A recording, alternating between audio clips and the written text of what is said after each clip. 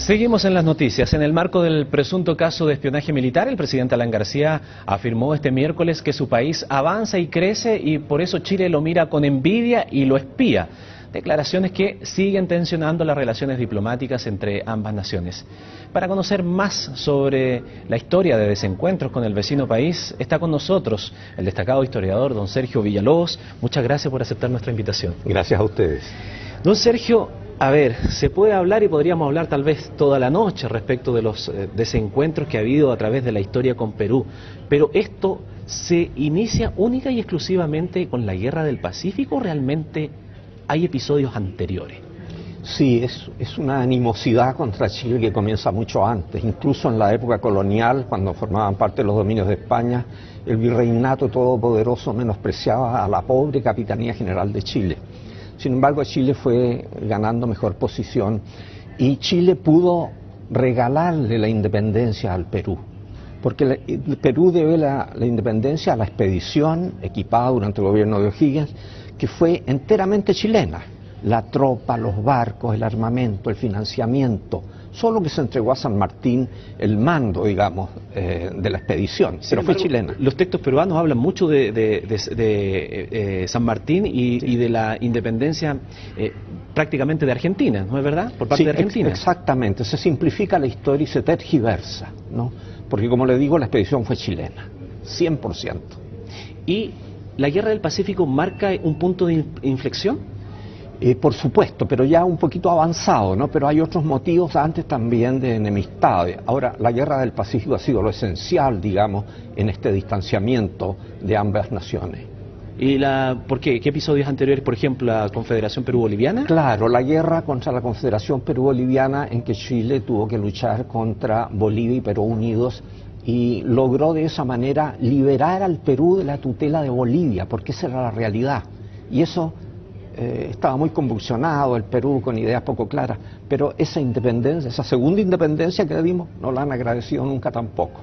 Cuando se simplifica la historia se dice que el resentimiento mucho fuerte y el antichilenismo está centrado en la ocupación de Chile, las barbaries que eventualmente se cometieron en esa ocupación de Lima por parte del ejército chileno. ¿Qué tanto de mito y de realidad hay en eso, señor Villalobos? Mire, hay ciertas cosas reales, pero hay exageración también, como algunos propios contemporáneos del Perú, por ejemplo un sacerdote, rechazan que haya habido una violencia exagerada.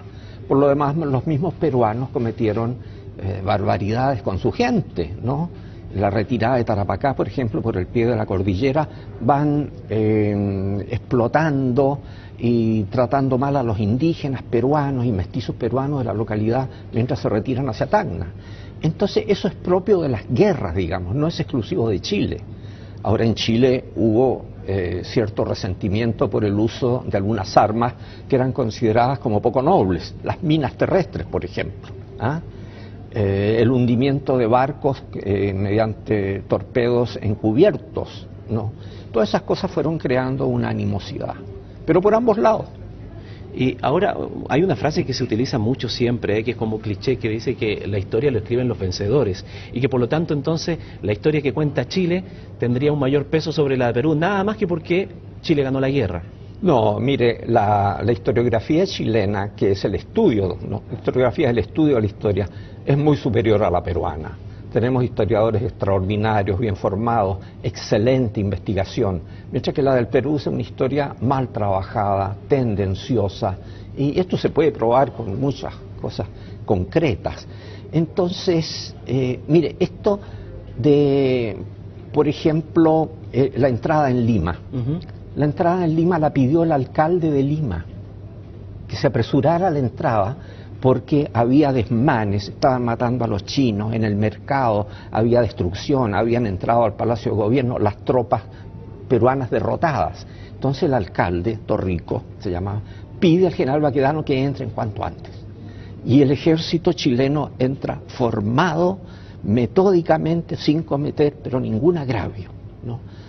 Y después de la ocupación, los generales chilenos como Lynch, Lago, etcétera, procuraron mantener una disciplina estricta. Ahora nunca se tiene el dominio total sobre los soldados, y que hayan ocurrido algunos abusos es evidente, pero no se habla de lo bueno que se hizo. ¿Ah? Le cuento, por ejemplo, que Chile puso orden en el servicio de correos y telégrafos, donde había habido una corrupción enorme. Puso orden en la administración, puso barrer las calles de Lima, que no se hacía. En los cuarteles chilenos se repartía comida gratuita a la gente pobre todos los días, ¿no? El ejército tenía su forma de mantención, digamos, de alimentación, y podía, digamos, darle al pueblo peruano eso. Tanto así que cuando se retira el ejército chileno, la gente pobre protestó.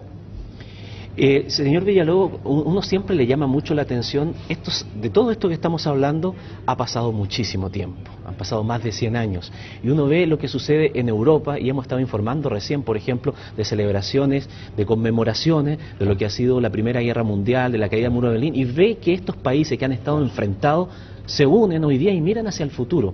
¿Por qué nos cuesta tanto a nosotros después de tantos años? Claro, usted tiene toda la razón, y los mejores ejemplos es entre Francia y Alemania. Francia con Alemania han tenido varias guerras, ¿no?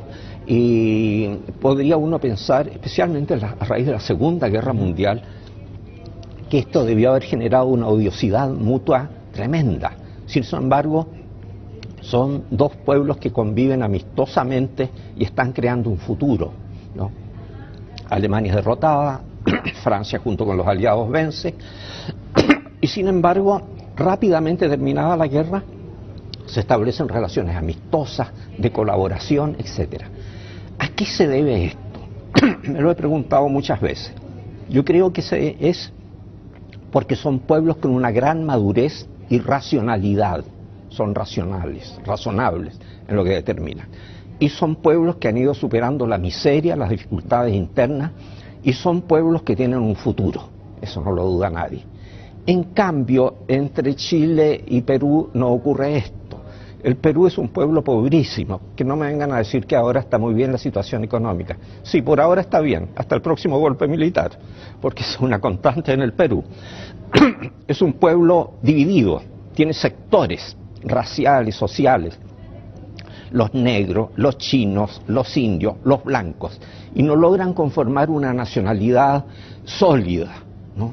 Entonces no tienen comparación con Chile. Pero uno podría decir que puede tener un futuro en común con toda esta área de influencia, con la PEC, cuando uno dice mira hacia el futuro, el Pacífico es el futuro, y ahí podría haber una forma de confluencia tremendamente importante en lo económico. Ojalá fuera así, ¿no? Y eso sería lo razonable, pero yo temo que el resentimiento que existe en el Perú no va a desaparecer fácilmente. ¿Es irremontable? Por ahora sí, y quizás por 1 o 2 siglos, porque está acumulada esa odiosidad. Está en los textos escolares, en la enseñanza, en la prensa, en las declaraciones de los gobiernos, que son absolutamente absurdas, ¿no? Para crear roces. Ahora, ¿por qué les gusta crear roces? Porque esos gobiernos son precarios, necesitan apoyo popular. Alan García tiene muy baja popularidad hoy día, ¿no? Entonces, sacando este fantasma de Chile y la agresión y todo lo demás, remontan un poco en la opinión pública. Don Sergio Villalobos, siempre el tiempo es escaso en televisión, nos habría gustado conversar mucho más con usted, pero le agradecemos estos minutos con nosotros en CNN Chile. Yo les agradezco a ustedes.